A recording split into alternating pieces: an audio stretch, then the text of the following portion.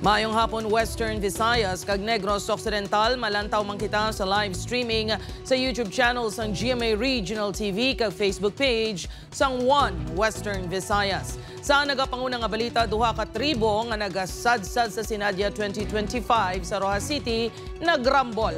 Samtang may separado man nga insidente sang kinagamo nga nagluntad sa Pasig City kag Bugasong Antique. Ini ang gintutukan ni Kim Salinas. Makit-an sa sining video ang pagsinumbaganay sa mga kalalakian sa tunga sang madamo nga tao.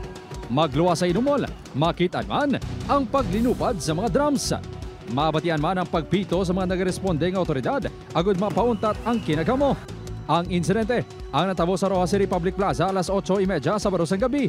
Sunod sa kapulisan, miscommunication ang natabo sa tribo daga kag tribo pamilyahanon sa tunga sang ilang pagsadsad sa Sinadya Festival 2025 sang syudad. Ginapahayag, may isa ka miyembro nga una nagsumbag sa miyembro sa piyaka grupo nga amo ang ginsuguran sang away. Nauna ang tribo daga, ginasundan naman isang tribo pamilyahanon.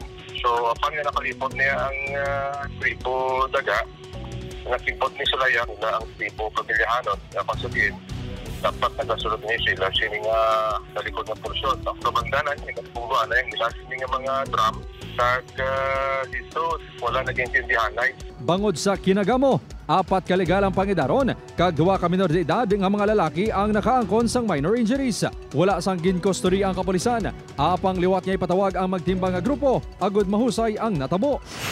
Makita naman sa sining nga video ang pagsumbaganay sang pila ka persona. May lalaki man nga nagauyat sang kutsilyo, apang naagaw man ini. Nagkalatumba ang mga lamesa kag pulungkuan bangod sang gamo. Natabo ang insidente sa Barangay Poblasyon Ilawod, Pasig City pasado alas 2 kina sa gagahon. Sa investigasyon sang Pasig City Police, nagsugod ang komisyon sa tunga sang grupo sa mga taga-Pasig kag sa tagiya sang food kiosk. Tob-tob na dalahig ang grupo sa mga taga-Dueñas. Naga-inom-inom ang mga ini sa natabo ang gamo. May isa ka grupo na ara sa tiya ka lamisa. Ang daw ginpukpuk kay Balancer ang lamisa. And then daw wala nag-itinyan na isang tagiya, nag-binaisay. And then, ang pabiyak naman nga lamisa doon na ulapit. Amo to sa sila sang gamo. Wala sang napilasan sa kinagamo. Naghusay naman ang magtimbang nga bahin. Sa Bugasong Antique, nagluntad man ang gamo kadungan sang opening of lights sang banwa sa baros ng gabi. Makitan sa video ang pagsumbag sa lalaki nga nakaitom nga t-shirt sa isa ka lalaki.